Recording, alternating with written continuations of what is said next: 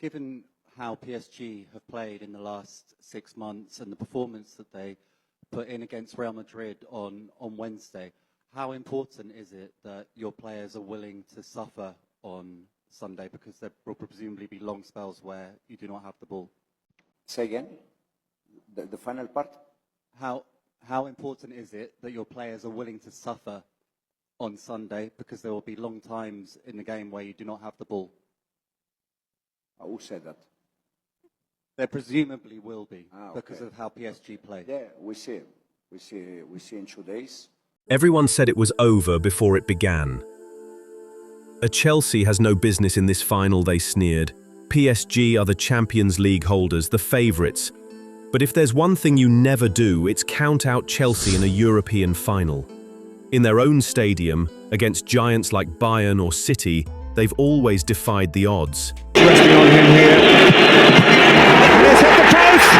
And Chelsea are one penalty away. But that's what they were in Moscow. He's done it! The greatest night in the history of Chelsea Football Club. Yeah, they found the Holy Grail after adventure. But #1 in the Champions League. This time against PSG, they didn't just win, they destroyed them. World champion! What does it say? World champion! Vamos! Woo! This isn't just another trophy, it's a statement. So congratulations, Igor Mello with CBS Sports. A lot has been said about PSG and the way they press against other teams, but today your team really stood out. Can you tell me how this team was able to suffocate PSG playing out of the back? Well, the idea was to go man-to-man. I think PSG, they are so good that if you give them time, you're going to struggle.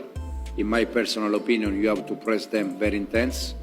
I think the first 10 minutes, we were able to do it. Under Enzo Maresca, Chelsea has undergone a staggering transformation. In just 49 days, with 0 nerves and 0 losses, they clinched Champions League football, won the Conference League, and lifted the Club World Cup. Today, we're dissecting exactly how Maresca turned chaos into conquest, building a team so formidable, Europe is now genuinely terrified. This season, we have been top 4 most of our season. So this is, I don't know the reason why I was not here last season, 2 years ago. So I'm not judging what's happened last year or 2 years ago. I'm just judging this season.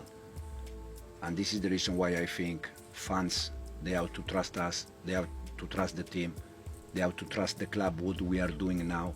And the reason why is because if in the last 2 seasons, Chelsea was 0 times top 4, and this season we spent almost our season top 4, I think it's a big proof. To truly grasp Maresca's impact, we have to remember the recent past. After the 2021 Champions League win, Chelsea entered a period of unprecedented turmoil. New ownership, a spending spree that baffled pundits. $1 billion of money scattered around. There are no words that are too harsh on what we are seeing from this Chelsea side. From other sides that don't have the resources. And a revolving door of managers. The question was, had all that money been wasted? Was the project lost? But Maresca, a disciple of Guardiola, brought his positional gospel to Stamford Bridge. He built a calibrated machine based on a high-rest defense, patient build-up, and killer vertical switches. He didn't just manage, he revived expensive misfits like Marc Cucurella and Moises Caicedo, who now dominate.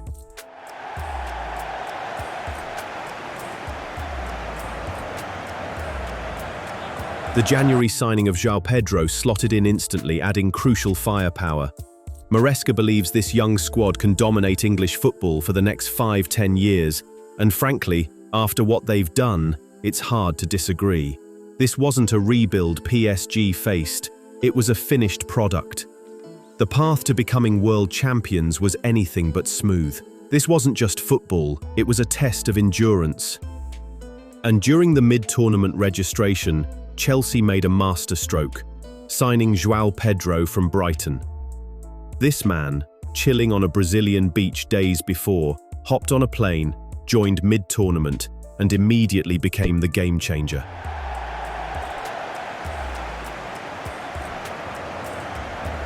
An opportunity here to make it 2. Oh, what a strike! His brace in the semi-final against Fluminense punched Chelsea's ticket to the final, and his lovely chip in the final sealed the win. Chelsea simply doesn't win the Club World Cup without him. Remember the laughter over Moises Caicedo's £150 million fee? Nobody's laughing now. This Ecuadorian beast is a nightmare for agile midfielders. He matches their speed but adds brutal strength and aggression. Like a modern-day Kante, he covers incredible ground, stopping counters before they even start. And crucially, he looks forward. He isn't just a shin kicker. He's setting up goals with laser passes. He completely destroyed the overrated PSG midfield, a humbling they desperately needed. Caicedo's performance against PSG was just the cherry on top of a spectacular season where he started every single Premier League game, a feat only achieved by legends like Frank Lampard at Chelsea. He is the glue holding that midfield together, allowing Enzo and Palmer to push forward, proving Maresca right. Then there's Enzo Fernandez, who joined Chelsea at their lowest. Critics mocked him, making loss tracker tables. They expected a tempo-dictating midfielder to single-handedly carry a struggling team. That's not how football works. But now, with a proper system and players around him, Enzo has reached another level. Maresca pushed him higher, transforming him into a hybrid number 8 and number 10 to fully unleash his creativity. We saw the plan work to perfection in the Club World Cup final and the Conference League final. Enzo's beauty isn't always in the stats. It's in the sensational passes that create something out of nothing. He's a reference on the pitch, a true leader, and his increasing goal involvement shows he's not just dictating tempo, but directing the attack from the heart of the midfield. Finally, the face of Chelsea, arguably the face of the Premier League, Cole Palmer. He's scary good. In the Club World Cup final, he rose to the occasion, 2 goals and an assist, winning best player of the tournament. Add his Conference League final performance, and it's clear, Palmer is a big game player who shines brightest when the lights are on. It is Palmer!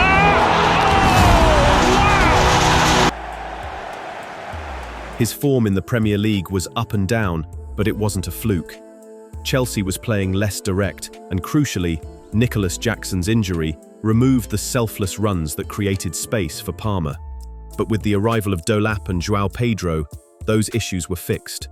Palmer is back to his best, a superstar whose bad season still delivered 18 goals, 14 assists, and 2 trophies. And here's the truth. Manchester City would love to get Cole Palmer back. The club he left for £40 million just 2 summers ago?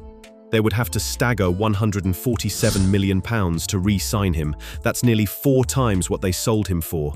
A clear sign of the mistake they feel they made. Even though Pep is hiding his interest for him. Yeah, just on Cole, Pep. Do you feel it's a shame that he's no longer here when he's obviously doing quite well at Chelsea? No, congratulations for Chelsea, for him. But Chelsea, now world champions and qualified for the Champions League, has zero interest in selling their new talisman. He's found his home and his stage at Stamford Bridge. While these stars grab headlines, every sector of Maresca's team is humming.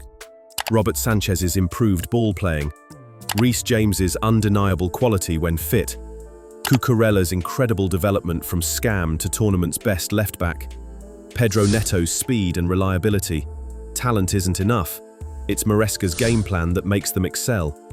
Todd Boehly's massive spending, once mocked, has finally paid off.